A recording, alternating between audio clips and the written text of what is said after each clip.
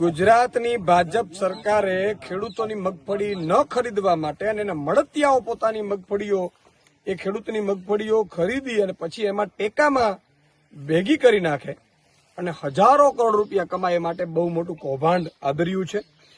આજે હું માળિયા હાટીના ગડોદર ગામમાં છું અને આખા ગુજરાતની આ સમસ્યા છે. ઈ પોર્ટલ સમૃદ્ધિ પોર્ટલ ઉપર ઓનલાઈન રજીસ્ટ્રેશન કર્યું છે મગફળીનું. એમાં 6 લાખ જેટલા રજીસ્ટ્રેશન થયા છે. મેં સાંભળ્યું છે 80,000 જેટલા ખેડૂતોની રિજેક્ટ કરી છે. હવે આજે હું જે જગ્યા ઉપર ઉભો છું એમાં મેસેજ આવ્યો છે કે વાવેલી મગફળી છે એ સર્વે નંબર છે. એ જ ખેડૂતને મેસેજ આવ્યો છે.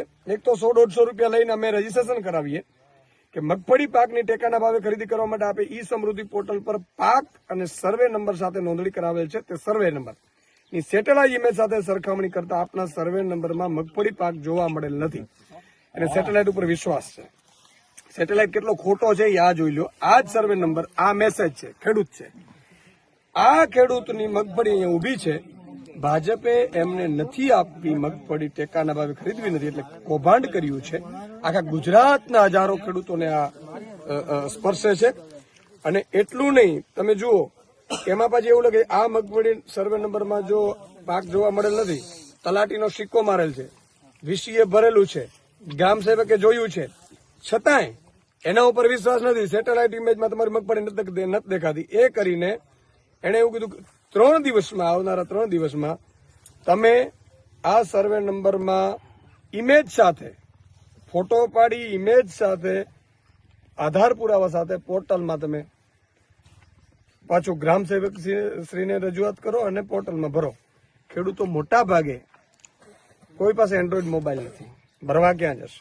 એટલે અમારે આજ ધક્કા ખાવાના. માનનીય ભૂપેન્દ્રભાઈને મારી વિનંતી છે કે મગફળી ઓનલાઈન સર્વે જે આ ઓનલાઈન રજીસ્ટ્રેશન કરાવ્યું છે બહુ મોટું કૌભાંડ છે. તમારા ભાજપના નેતાઓને મળતિયા અધિકારીઓ કર્યું છે.